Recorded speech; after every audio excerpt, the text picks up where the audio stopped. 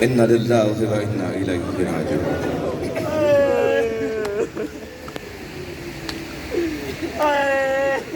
یہ اندھیرا، یہ خاک نشینی، یہ آہ و بکا، یہ گریہ ازاری بتا رہی ہے کسی کا گھر اجڑ گیا ہے۔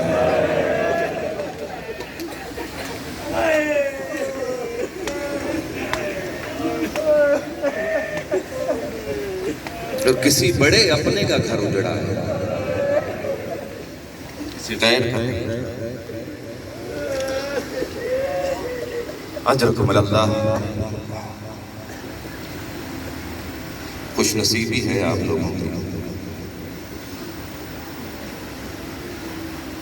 کہ اس جگہ پر بیٹھ کر حسین کو رونے آئے ہیں، غصہ دینے آئے ہیں، جو جگہ حسین کی ماں سے منسوب ہے۔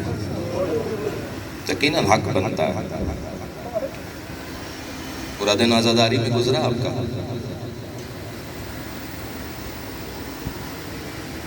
پورا دن حسین کو رویا، ماتم کیا حسین کے لیے۔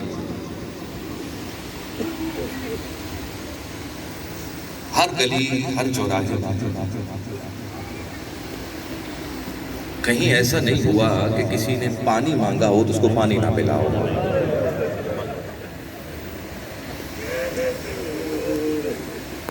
اگر کسی مستور نے زیارت کی خواہش کی ہوگی تو بڑے ادب کے ساتھ پہنچایا گیا ہوگا زری تک اس کو۔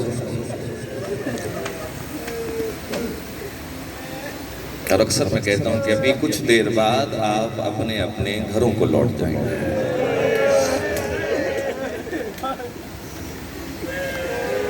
یہ صحن سیدہ کچھ دیر میں خالی ہو جائے گا۔ بہنیں اپنے بھائیوں سے ملیں گی، بچے اپنی ماؤں سے ملیں گے،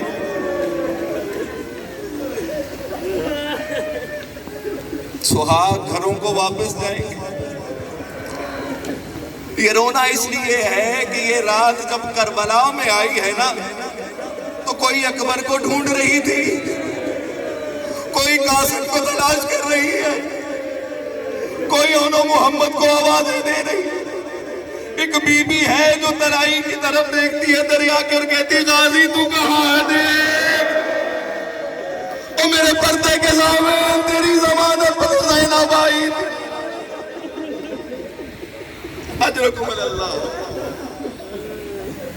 جتنا گریہ کریں کم ہے، جتنا روئیں کم ہے، حق ادا نہیں ہو سکتا۔ بس زدارو، عصر عاشور ڈھلی، عصر عاشور ڈھلی، کاش کہ نہ ڈھلتی، کاش کہ نہ ڈھلتی۔ کل کی رات اور آج کی رات میں کچھ فرق ہے نا؟ کل شب عاشور تھی، آج 11ویں کی شب۔ کل کی اور آج کی رات میں بس اتنا فرق ہے کہ کل خیام حسینی میں ہر بی بی یا تو اپنے بیٹے کے ساتھ بیٹھی ہے، یا اپنے بھائی کے ساتھ بیٹھی ہے، یا اپنے سہاگ کے ساتھ ہے۔ باہر علی اکبر و قاسم پہرا دے رہے ہیں، عباس بار بار خیموں کے گرد چکر لگا رہے ہیں کہ کہیں دشمن حملہ نہ کر دے۔ اس قدر خطرے میں بھی ہر بی بی مطمئن ہے کہ باہر عباس ہے۔ لیکن جیسے ہی یہ شب آئی، کائنات نے دیکھا، تاریخ دانوں نے دیکھا کہ وہ رہے تو نہیں کہ جن کی امید اور یقین پر بیویاں آئی تھی، لیکن کچھ ایسا ضرور ہوا کہ ہر کسی نے کسی نہ کسی کی ڈیوٹی سنبھال لی۔ انہی خواتین میں کوئی علی اکبر بنا ہوا ہے، کوئی قاسم بنا ہوا ہے، اور کوئی ہے جو عباس بن کر امامت کی حفاظت کر رہی ہے۔ پس زدارو عصر عاشور ڈھلی، حسین مارے گئے۔ اس وقت تک لاشہ حسین پامال ہو چکا، ظالموں نے خیموں کو لوٹ لیا، اور کس طرح سے لوٹا ہے؟ اگر لوٹتے تو کافی تھا شاید، لیکن نہیں، لعینوں نے پہلے جلایا پھر لوٹا۔ ایک خیمے کو آگ لگتی ہے، بیبیاں بھاگ کر دوسرے خیمے میں جاتی ہیں، دوسرے خیمے میں آگ لگتی ہے، بیبیاں بھاگ کر تیسرے، کہتے ایک مرتبہ اس خیموں میں بیبیاں پہنچی جہاں سید سجاد حالت بیماری میں موجود ہیں۔ ایک مرتبہ زینب سجاد کو ہوش دلا کر کہتی ہے سجاد اب تو وقت کا امام ہے، ہم تیری رعایا ہے، تیری امامت میں ہے، بس اتنا بتا دے کہ جل کے مر جائے کہ ننگے سر باہر۔ اے سجاد تیری امامت کی پہلی رات سروں سے ردائیں چھن چکی، عزادار چھن چکی۔ جب پوچھا نا سید سجاد سے، سید سجاد نے کہا کہ نہیں پھوپھی اماں، ابھی سفر باقی ہے، ابھی امتحان باقی ہے، آپ شریکت الحسین ہیں، حسین کا سفر ختم ہوا ہے، ابھی تو ہم نے شام تک جانا ہے۔ سجاد کیسے نکلے باہر؟ سروں پہ ردائیں نہیں۔ سجاد نے کہا کہ امامت میری، پردہ بھی میں ہی بتاؤں گا، بس بیویوں سے کہیں کہ جن کے سروں پہ ردائیں نہیں ہیں، چھن چکی ہیں، اپنے بالوں سے اپنے چہروں کو ڈھانپ لیں۔ ایک مرتبہ جب کہا نا سید سجاد کہ میری ماں اور پھوپھیوں سے کہیے، میری بہنوں سے کہیے کہ ایک مرتبہ ان جلتے ہوئے خیموں سے اس طرح باہر آئیں کہ آپ کے چہرے پر آپ کے سر کے بال ہوں۔ میں ہاتھ جوڑ کر کہوں گا ایک ننھی سی بچی تھی، ایک مرتبہ بھائی کے پاس آ کر کہتی ہے بھیا سجاد ان سب مستورات کے بال بڑے ہیں، ان کا چہرہ چھپ جائے گا، مجھ سکینہ کے بال چھوٹے، میں کیسے؟ حمید ابن مسلم ایک روایت کرتا ہے، ہر شام غریباں پر آپ سماعت کرتا ہے، کہتا ہے کہ میں دیکھ رہا تھا کہ جب خیموں میں آگ لگی تو ایک چھوٹی سی بچی ہے اور جلتے ہوئے خیمے سے باہر آئی، اور اس حالت میں آئی کہ اس کے کرتے کے دامن میں آگ لگی ہوئی تھی، چھوٹی سی بچی۔ کہتے مجھے ترس آیا، میں نے چاہا کہ کیوں نہ اس کی مدد کروں۔ کہتا میں جیسے ہی قریب گیا نا اس میں، چاہا کہ اس کے دامن کی آگ بجھا دوں، ایک مرتبہ جیسے ہی اس بی بی نے، اس بچی نے میری طرف دیکھا، ایک مرتبہ جلال میں آ کر کہا کہ میرے قریب مت آنا، میں سید زادی ہوں، میں علی کی پوتی ہوں، میں حسین کی بیٹی، دیکھو میرے قریب مت آنا۔ امید کہتے روب اور جلال آواز میں اس قدر زیادہ تھا اس بچی کے کہ میں رک گیا۔ میں نے ہاتھ باندھ کر کہا بی بی میں کچھ اور نہیں، آپ کے کرتے کی آگ بجھانا چاہتا ہوں، میں تو آپ کے لیے، آپ کی مدد کے لیے آ رہا ہوں۔ کہتی اچھا مدد کرنا چاہتا ہے نا، تو پھر ایسا کر کہ مجھے نجف کا رستہ بتا دے، مجھے نجف کا رستہ بتا دے۔ امید کہتے میں نے پوچھا نجف کیا کرو گی؟ کہتی دادا علی کے پاس جاؤ گی، شکایت کرو گی دادا، سب کی مشکل کشائی کی، اور میرا بابا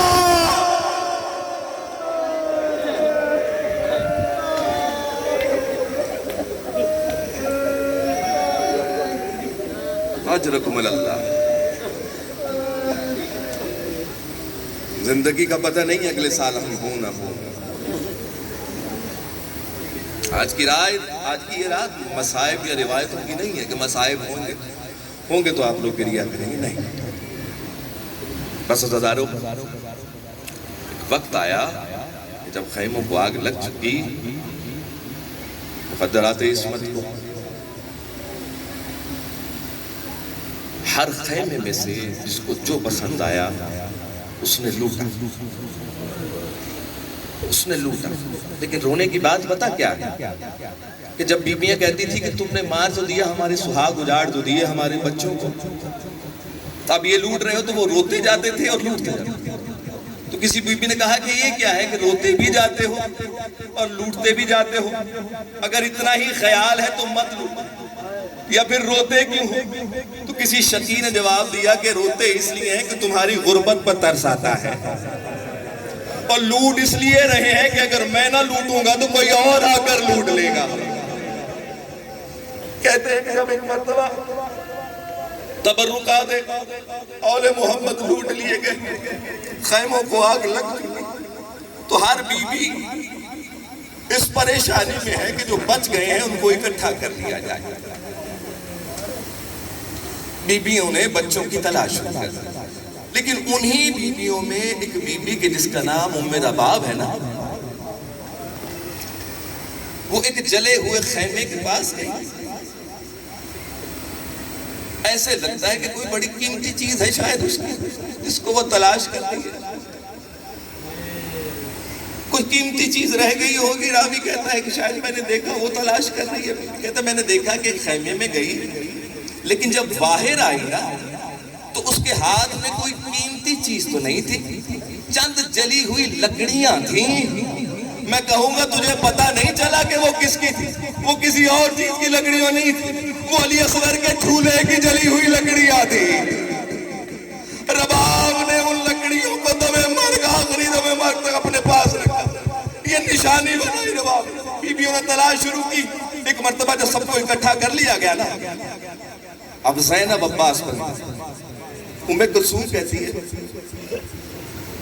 کہ میں نے ہر بچے کو جو بچ گئے ہیں ان کو اکٹھا کر لیا ہے، لیکن مجھے سکینہ کہیں نظر نہیں آ رہی ہے۔ بی بی سکینہ نہیں۔ ایک مرتبہ جب کہا نا سکینہ نظر نہیں آ رہی، زینب تڑپی۔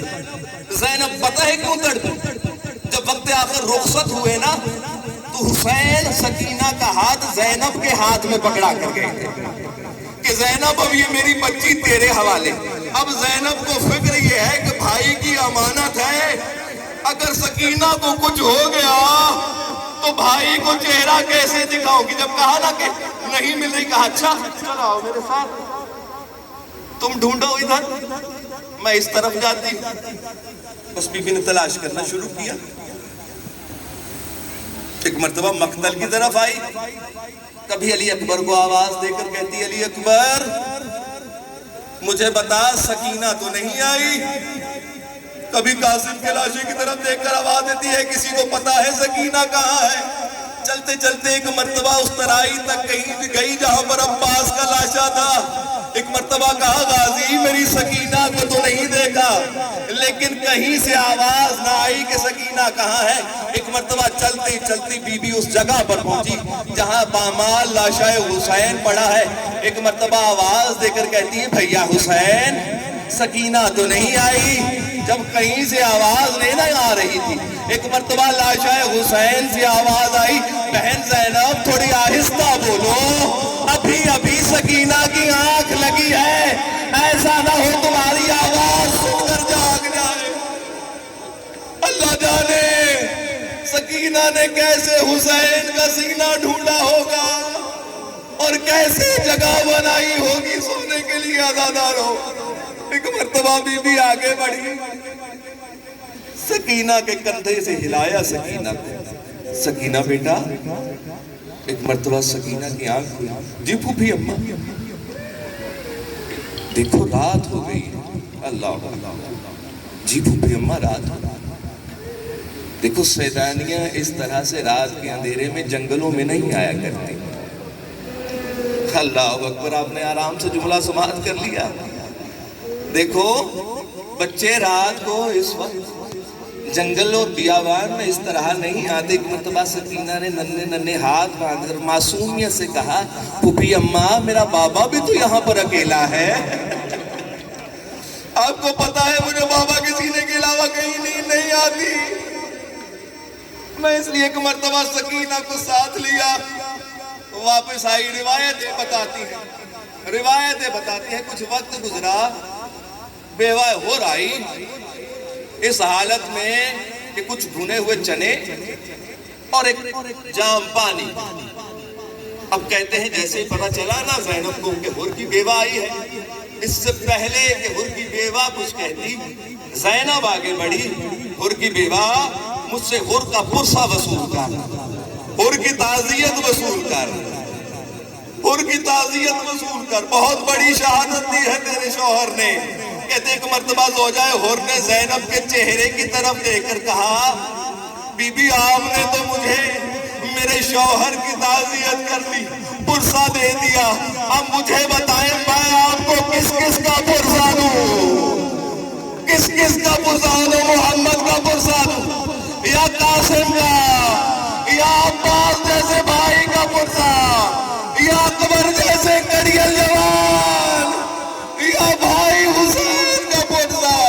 ایک مرتبہ کہا بی بی میں جانتی ہوں کہ آپ 3 دن سے پیاسے ہیں، یہ کچھ پانی ہے، میں جانتی ہوں یہاں بچے بھی ہیں، یہ کچھ پانی ہے ان بچوں کو دیں تاکہ ان کی پیاس بجھ جائے۔ اللہ اکبر، اللہ۔ بی بی نے پانی لیا اور کہا کہ اس کو بچوں کہتے ہیں دیتے دیتے پانی پہنچا سکینہ کے پاس۔ میں مختصر کر رہا ہوں، پانی آیا اور کوزہ آیا سکینہ کے ہاتھ۔ ایک مرتبہ سکینہ نے پھوپھی اماں کی طرف دیکھا، اب پھوپھی اماں آپ بھی تو پیاسی ہیں، آپ پیئے نا پہلے، آپ پیئے نا پہلے، آپ بڑی ہیں آپ پہلے پیئے۔ پھوپھی نے ایک جواب دیا دیکھو سکینہ جب بھی پانی آتا ہے نا تو اس کا ایک اصول ہوتا ہے کہ جو سب سے چھوٹا ہوتا ہے نا اس کی پیاس کا خیال کیا جاتا ہے، سب سے پہلے پانی اسے دیا جاتا ہے۔ کہتے سکینہ نے جملہ سنا، ایک مرتبہ خیموں کی طرف چلنا شروع کیا۔ زینب نے آواز دے کر کہا سکینہ کہاں جا رہی ہو؟ کہا پھوپھی اماں خود ہی تو کہا ہے کہ پانی میں سب سے پہلے چھوٹوں کی پیاس کا خیال کیا جاتا ہے، اور میرا 6 ماہ کا علی اصغر اور میرا بھائی بھی تو پیاسا، پھوپھی اماں علی اصغر کو پانی دے۔ اجرکم اللہ، اجرکم اللہ۔ بس عزادارو رات ہوئی، بیویوں نے بچوں کو اکٹھا کیا، ایک جلی ہوئی خیمے کی چوب علی کی بیٹی کے ہاتھ میں ہے اور پہرا دے رہی ہے۔ روایت کہتی ہے کہ بیوی کو کچھ دور ایک روشنی اور ایک سوار نظر آیا۔ اب یہ عباس ہے، اب یہ زینب نہیں ہے، اب یہ عباس۔ کہتے بی بی اپنی نشست سے کھڑی ہوئی اور جلال سے کہا کہ آنے والے وہیں رک جاؤ، آنے والے وہیں رک جاؤ۔ لیکن آنے والا رکا نہیں، آنے والا رکا نہیں، وہ اسی طرح آگے بڑھتا چلا۔ کہتے ایک مرتبہ جب دیکھا نا زینب نے کہ رک نہیں رہا تو اپنی آواز اور بلند کرتا، آنے والے رک جا، تو نہیں جانتا میں عباس کی بہن ہوں، قریب مت آنا، میرے بچے ابھی سوئے، یہ ڈرے ہوئے ہیں، اب ہمارے پاس لٹانے کو کچھ باقی نہیں رہا، اگر لوٹنا ہو تو صبح دن میں آ جانا، وہیں رک جا۔ روایت کہتی آنے والا پھر بھی نہ رکا، ایک مرتبہ جب قریب آیا نا تو زینب کی آواز پھر دشت کربلا میں گونجی، او آنے والے تو نہیں جانتا میں علی کی بیٹی ہوں، او میں سیدانی ہوں، او میرے قریب مت آنا، جہاں ہو وہیں رک جا۔ جب زینب نے کہا نا میں علی کی بیٹی ہوں، ایک مرتبہ اس سوار کی آواز آئی، میں جانتا ہوں زینب لیکن بھول گئی میں